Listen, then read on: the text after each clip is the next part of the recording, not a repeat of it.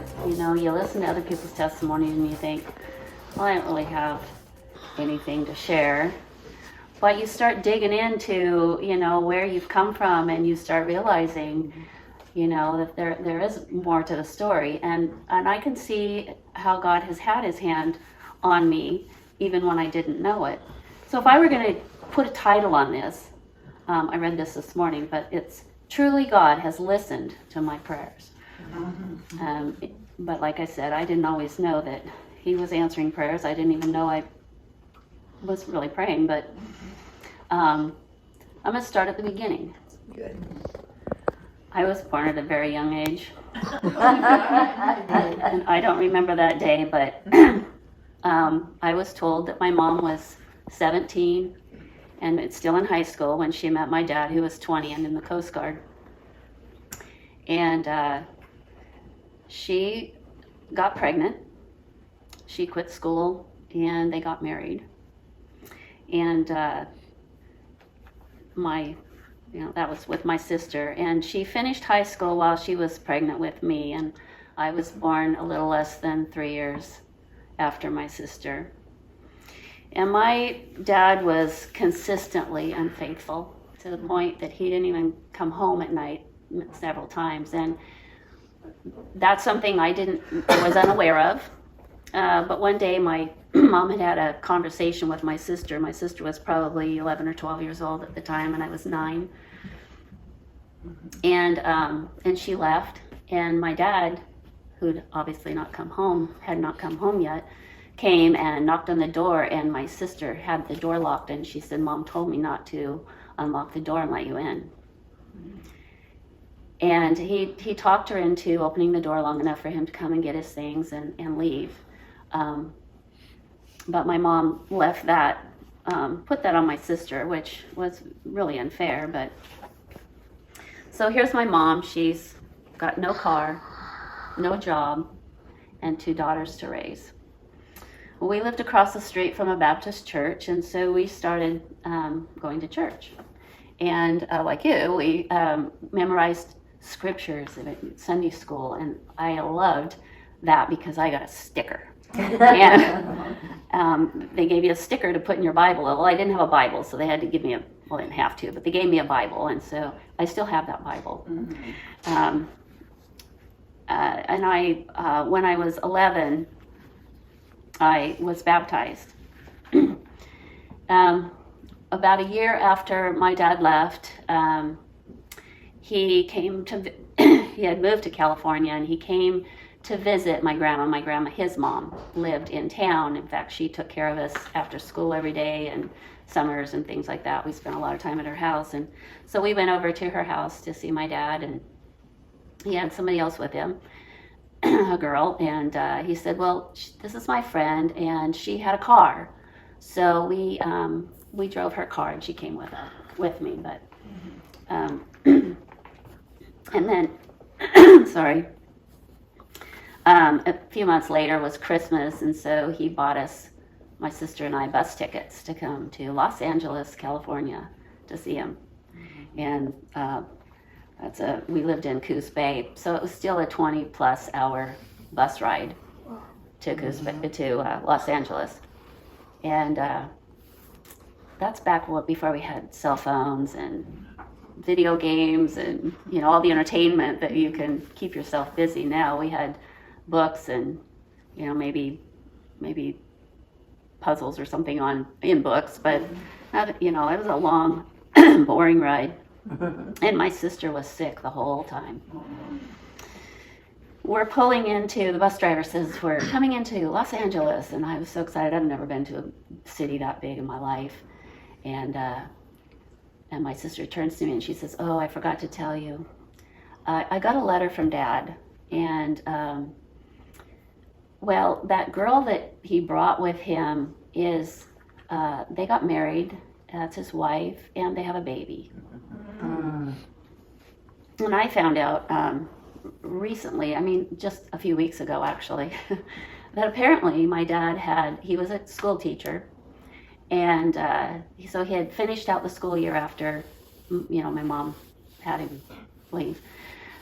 And after the school year ended, he got in his car and drove to California. His car broke down, so he found a shop to have the car fixed. He found a place to live. He found a job, and then he went to the local pizza place down the street, and he met this gal, all within 24 hours. Wow. He's a fast mover. Well, obviously he had gotten this gal pregnant, and that's why they were married and had a baby, just like with my mother. Oh, the reason why my sister couldn't tell me about this, and the reason she was sick the whole time, is because she had this secret she had to hold. And my parents weren't divorced yet, so he didn't want my mom to know about this. He was gonna, I mean, she was obviously going to find out, but he wanted to buy as much time as he could. So so my sister had this secret, and so this is the second time they had used my sister to, be the go-between. So it's no surprise, I guess, that my sister turned out to be a very wild teenager. But when I was 12, we moved to Portland, and sometime before we moved to Portland, my dad had moved to Portland. And so when we all moved to Portland, my sister went and lived with my dad. And so from then on, it was just my mom and I. And we were really close. I worried more about disappointing her than, I didn't get in trouble because I didn't want to disappoint my mom. She meant the world to me. And we went to church, Henson Memorial Baptist Church. I just loved church. I loved when we first started going, it was very welcoming. There were people there that accepted us. There were people there that cared about us. And then we moved to Portland, and we go to another Baptist church, and the same thing. I was part of the youth group, and that's where the majority of my friends were. I can't think of a single kid that I went to school with that was a Christian. So all my Christian friends were at the church. My mom was looking to meet someone. It was very obvious, and I was hoping she did, because she was lonely. Well, she didn't find anybody in the church, so she ended up going to the bar. And she met someone. And something else that when I was a kid, I thought, if Mom ever met somebody and got remarried, it would be great if she married somebody that lived on a farm and lived in a big house so I could have my own room, and maybe had kids that were younger than me, because I was tired of being the youngest one, the one nobody told anything to. And she met someone, and guess what? He lived on a farm. And he had kids that were younger than me. And I got my own room. And so all the things I wanted, I got through that marriage that my mom was entering into. But before they got married, before we moved out there, she said, Jalna, just don't talk to him about God. Don't talk to him about church, because he's an atheist. And he'll just eat you up. So I didn't, and I come to find out he was things that I don't think my mom saw, but he was an alcoholic, and he was verbally abusive. My mom was his third wife. His first wife died in a car accident when she was 36. The second wife died of cancer when she was 36. And when he met my mom, she was 36. So they waited until she was 37 before they got married. I did eventually, I was eventually brave enough to ask if I could go to church, because I still wanted to go to church. I mean, I knew that I wasn't going to get to go to a Baptist church, or because there wasn't one around that I knew of. But there was a church that was a mile away, and it was in walking distance. So they allowed me to go to that church as long as I could get myself there. And he even allowed my step siblings to go with me. And so I didn't totally understand all of what they talked about in the Lutheran church. It was a lot different than what I had, and they didn't have a youth group. They didn't have kids my age. So I really didn't get a lot out of church, but it was just going to church, I think, was enough. But that didn't keep me out of trouble, I'm just saying. I met Paul on the first day of school. He, it was a small school because it was a, country school. And so a new kid coming into the school does not go unnoticed. And Paul was, anyway, he eventually my husband, but he was a senior, and one of his best friends was my new stepdad's nephew. So he told Paul, his name was Mark, and Mark told Paul, he says, yeah, that's my cousin. And Paul says, yeah, right, in your dreams. And he's like, well, no, I'll prove it to you. And so they came up to me at my locker and said, he says, you're my cousin, aren't you? And I said, yeah. He says, see? And they walked off. But he was explaining to him how we were suddenly related to some new girl. But when I was beginning of my senior year, I was a sophomore when I went to La Center, is the school, and I was a sophomore when I started there, and Paul was a senior, so he graduated, and when he was beginning of my senior year, my cousin Mark had a birthday, and so they had this party, and this is the part of the story that I'm not very proud of, but it is part of my story, so I'm going to share it. I went to this party, and there wasn't a lot of my friends weren't there. It was mostly the guys that were Paul's age. Paul was there. And I had gone to this party with this friend, or this guy I was dating. His name was Larry. And somehow we decided we were going to go into town and get my friend Mary. And I don't remember how, but Paul decided he was going to come too. In fact, we took his car. We went into town. We got Mary. Mary's mom was a bartender, and so she got a bottle of alcohol, and we went and drank it. And Larry, I think maybe he thought that if I get some alcohol in her, maybe I can take advantage. And he tried to talk me into having sex with him. And he even went so far as to talk to Mary and have Mary try to convince me that it was okay. And I remember saying to Mary, well, have you done that? And she says, yeah. And I'm like, what? I had no idea.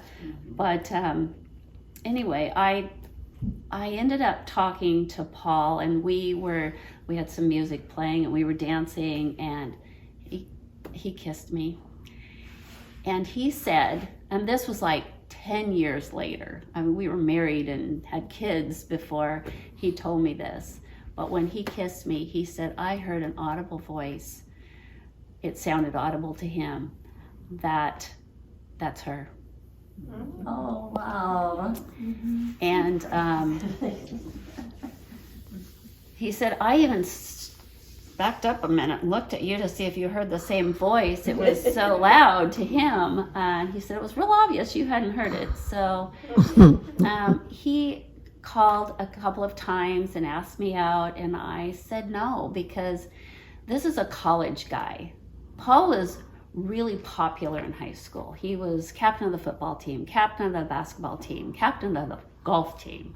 I mean, any girl would want to go out with him. And I just assumed that he was just marking off his scorecard, I mean, I didn't know him, but I just assumed that because of, his age and, his popularity. And so I wouldn't go out with him.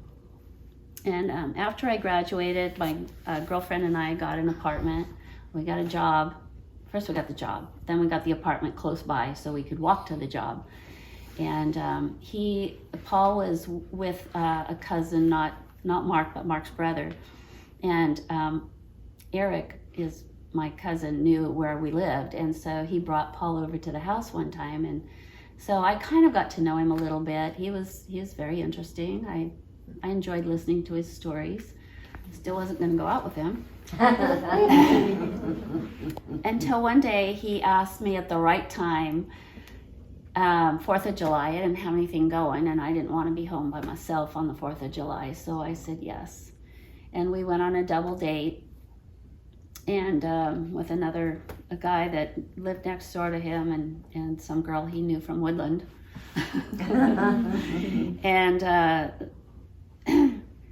we dated for that summer, and we got engaged in September. So we dated a whole 2 months when we got engaged. And I was 18 when we got engaged, and 6 months later we got married, and I was 19 by then. No one thought we would make it. I came from a divorced home. He came from a divorced home. None of our friends thought we would make it. Even the pastor, he said he didn't think we'd make it. So we went through with it anyway. Before our first child was born, Paul came to know the Lord. And he wanted to raise his kids in church. And so we did. We raised our 3 daughters in church. Paul coached sports at the Christian school. We were youth leaders in the church. He was such a good coach. For him, it was a ministry. He would teach them how to not only be a good examples to the other teens, but also how to witness to them.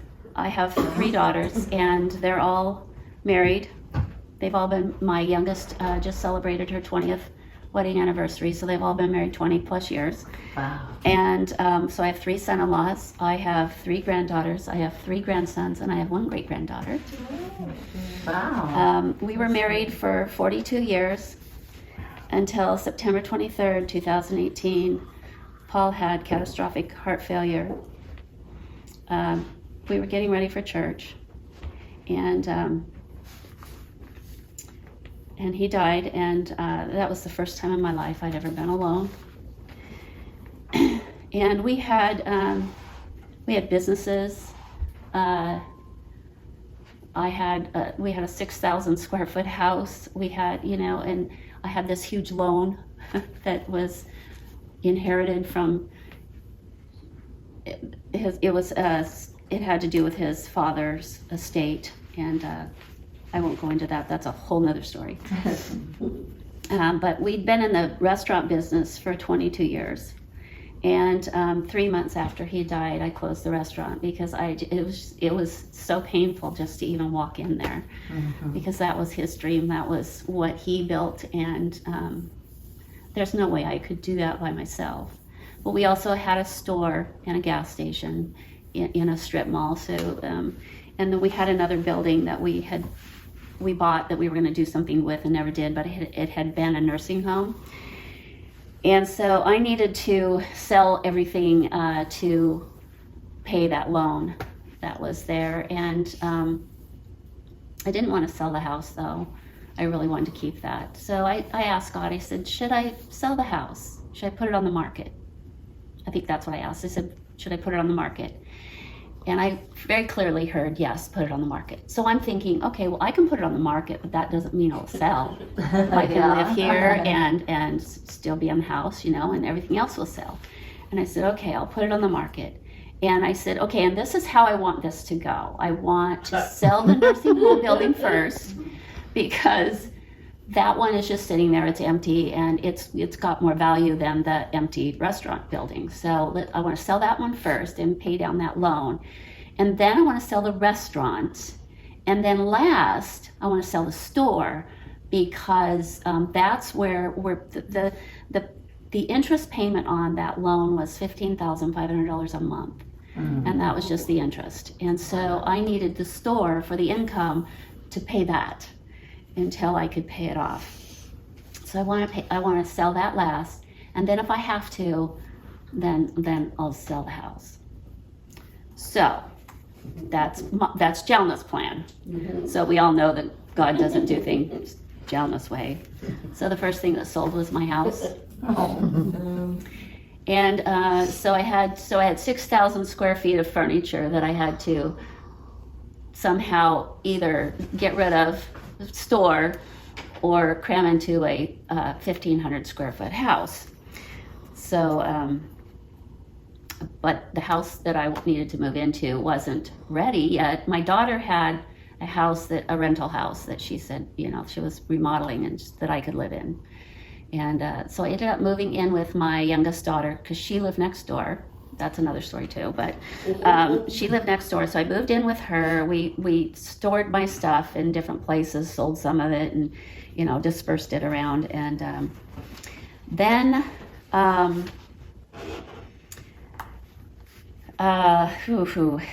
me get on here. Then that was in May of 2020. In September of 2020, the store sold. So I'm like, okay, God, you're not doing things my way. But, I trusted him. I trusted him, but it was like, I don't know what you're doing, but this is not the way I thought it was going to go. But a month later, I sold the building of the nursing home, and all I had left at that point was the restaurant. And I had the loan paid off, so I didn't have to sell the restaurant, so I wasn't really worried about it. I thought about taking it off the market because who can sell? So all this was in Cathlamet, so it's a small town. Who's going to buy a restaurant during COVID in Cathlamet? Yeah. When you couldn't go into a restaurant? Nobody. Well, I was out there one day cleaning some stuff up and doing some maintenance, and this guy pulls up and he asked me if I was the new owner, and I said, well, I am the owner. And he says, well, are you Jalna? Okay, you didn't pull that name out of a hat. He had been in our restaurant, and he first thing he said was, I'm sorry to hear about your husband. And he says, I want to buy your restaurant. Well, we weren't selling the restaurant, we were selling the building, but he wanted to buy it. And he told me what he had an offer in the car that he was taking to his real estate agent. And he asked me if I would accept it. Well, I said, well, I can't answer that. You'll have to talk to my real estate agent. That's not.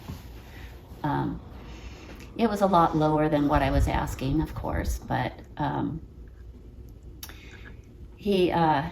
anyway, I called my real estate agent, and he told me way too much of why he was going to buy this building, whether I took the price he was offering or I asked for full price. I mean, he was going to buy that building, and I knew he was going to buy that building. So I told my real estate agent that I didn't want to budge on the price because as it was, I felt like I had it as low as I wanted to sell it for.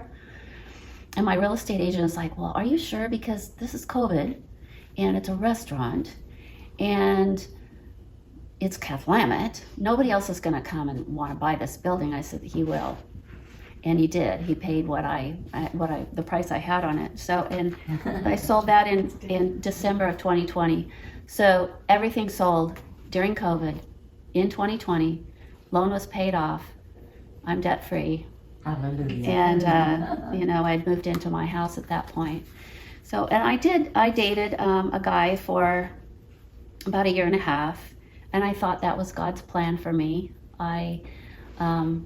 But I started seeing some red flags. So we ended up breaking up, and but I found during that time that I was dating him that I did want to be remarried.